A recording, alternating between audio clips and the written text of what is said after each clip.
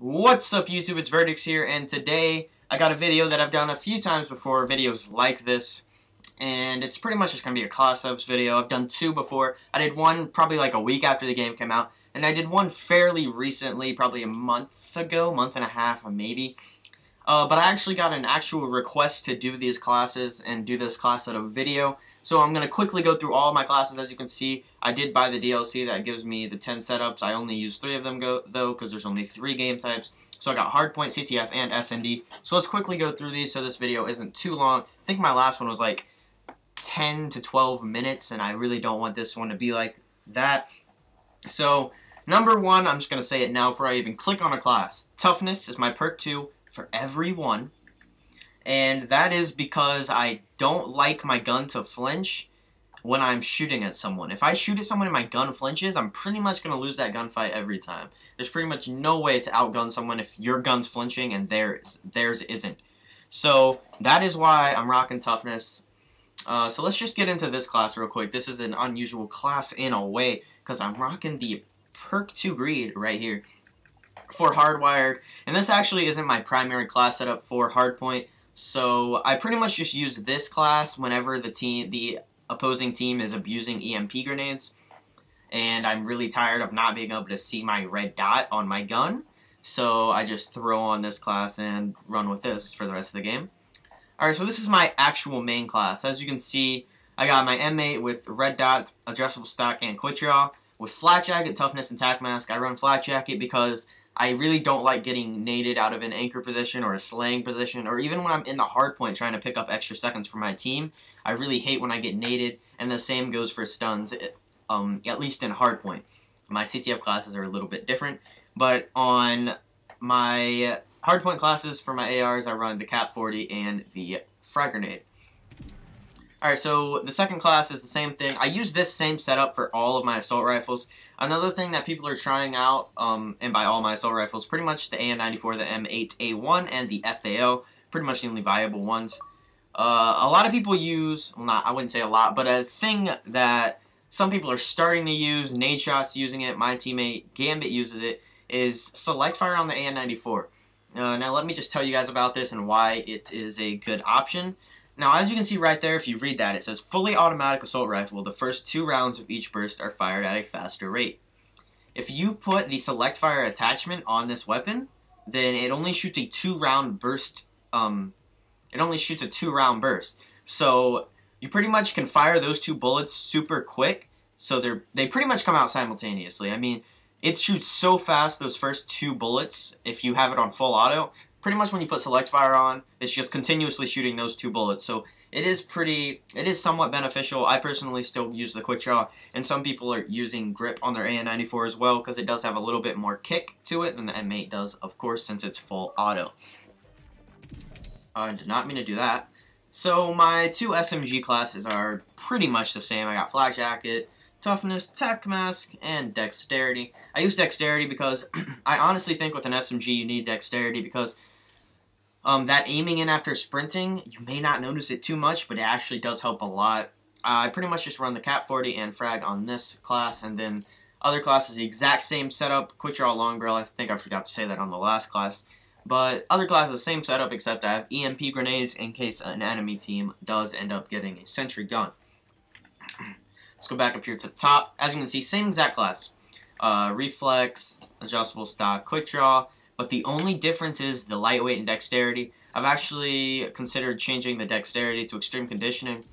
I didn't mean to back out though, right there. But I stick with dexterity for now until I find that I really need extreme conditioning. Until I find that when I'm running a flag, I always get cut off because I'm not running fast enough. Well, not fast enough, but because I'm always having to stop and go, stop and go. Until I continuously start getting killed because of that reason, I'm going to keep on dexterity. Now, the rest of these classes, I just got lightweight, dexterity.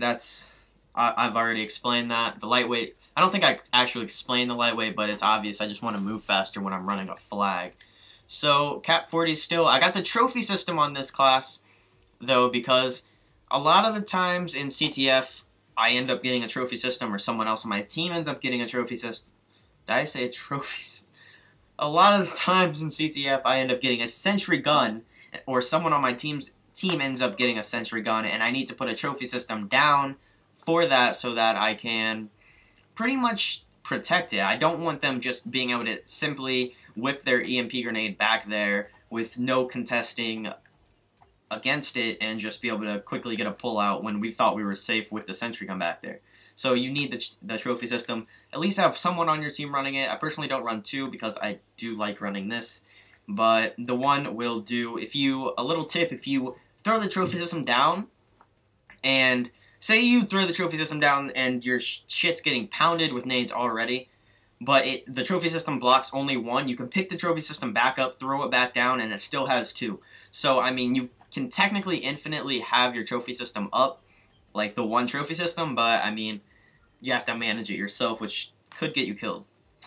This is the exact same class as that one, except it's an AN94 instead of an M8, so I'm not going to go over it. Now, these classes are the... What the hell? Oh, I don't know why I didn't have... Alright, these classes are the exact same as well. The only difference is I actually do have extreme conditioning here. As up here I have dexterity. I actually do have extreme conditioning here. Because these classes are for when there's a clutch moment in the game. Maybe there's a minute and a half left and we're down a flag. I need to pull out an SMG. I need to get in there. And I need to try to make something happen for my team. As you may know, I used to be an OBJ player. So I'm actually pretty good at trying to get these flag pulls out and score them for my team. It's just I enjoy slaying much more, but when it comes to Call of Duty, it's all about the win. So if I actually end up needing to pull out this class setup to get that flag cap and put our team in the lead or tie it up so we can go into OT, I will do that. So I got the smoke grenade on this class because a lot of OBJ players don't run it, but I personally like the smoke grenade. I like to be able to make something happen myself, and with the smoke grenade, you can throw that on their flag. You can pull it some weird way. They won't even know where you went with the flag. You could throw this smoke on their flag. You could run into a building. There's a lot of stuff you could do with the smoke because they don't actually see where you went with the flag. I mean, they just know you pulled it. A lot of the times people will just spray through it, but I mean, they usually don't get the kill. This is the exact same class with EMPs as I said on the hardpoint class. When someone gets a trophy system, I keep replacing sentry gun with trophy system. When someone gets a sentry gun, if they don't have a trophy system on it, the EMP will take it out immediately. Alright, so into the SMD classes. As you can see, I got my FAL here. And I always run flak jacket. I believe there's one class. Yes, this class I run lightweight, and I'll tell you why in a second when I get to it. But I always run flak jacket in SND except for that one class. And that is because in SND, you really don't want to get naded. If you get naded in SND, I mean, that's one player gone for your team that round. The other team has a huge advantage for that round already, and you just really don't want to get naded. Exact same class setup, but with an M8 instead. I don't use an AN94 in Search and Destroy, and this is why, because the AN94 does not have as much accuracy at a long range as these two weapons right here do.